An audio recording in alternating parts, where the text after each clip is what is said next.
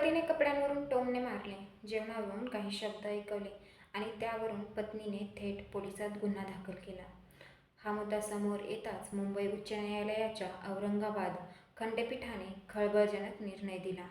अशा किरकोळ कारणांवर गंभीर गुन्हे दाखल करणे म्हणजे कायद्याचा सरळ गैरवापर असल्याचं न्यायालयाने ठामपणे सांगितलं आणि संबंधित पती व सासरच्यांविरोधातील गुन्हा रद्द केला. हा निकाल केवळ एका दाम्पत्याच्या प्रकरणापुरता मर्यादित नाही, तर विवाहविषयक वादांमध्ये कायद्याचा कसा उपयोग करायचा आणि कसा उपयोग नाही करायचा यावर एक ठळक रेषा ओढणारा ठरतोय. न्यायालयाच्या मते किरकोळ कुरबुरी, वैवाहिक नात्यात होत असलेली सामान्य चिडचिड किंवा तात्पुरते तणाव हे क्रूरता ठरत नाहीत आणि त्यांना IPC 498 अंतर्गत गुन्हेगारी स्वरूप देणं न्याय्य नाही. या व्हिडिओत जाणून घेऊया काय घडलं, काय आरोप झाले आणि कोर्टाने का केला हा निकाल देताना कायद्याचा स्पष्ट अर्थ लावण्याचा प्रयत्न. उच्च न्यायालयाच्या औरंगाबाद खंडपीठाने अलीकडेच पती पत्नी वादातील एका प्रकरणात महत्त्वपूर्ण निर्णय दिला. भारतीय दंड संहितेच्या कलम 498 अंतर्गत पती व सासरच्यांविरोधात दाखल केलेला गुन्हा रद्द केला.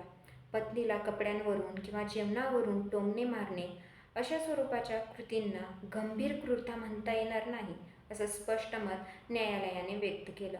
न्यायमूर्ती विभा कंकणवाडी आणि न्यायमूर्ती संजय देशमुख यांच्या खंडपीठाने निकालात नमूद केलं की वैवाहिक संबंधामध्ये वाद निर्माण झाल्यानंतर अनेक वेळा आरोप अतिशयोक्त पद्धतीने मांडले जातात.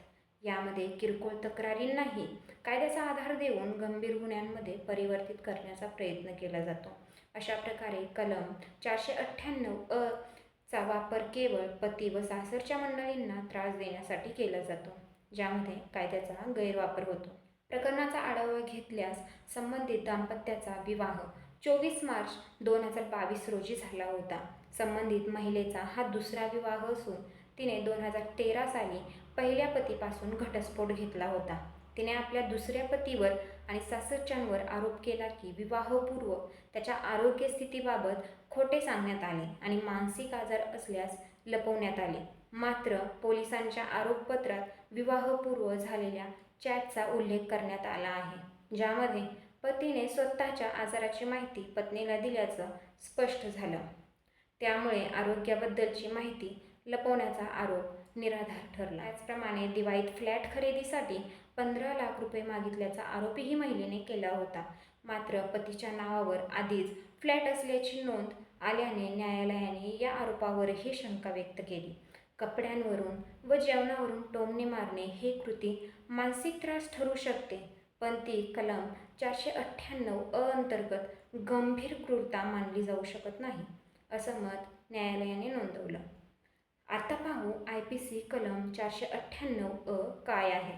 भारतीय दंड संहितेमध्ये कलम 498 हे विवाहित महिलांवर त्यांच्या पतीकडून किंवा सासरच्या मंडळींकडून होणाऱ्या क्रूरतेसंदर्भात आहे.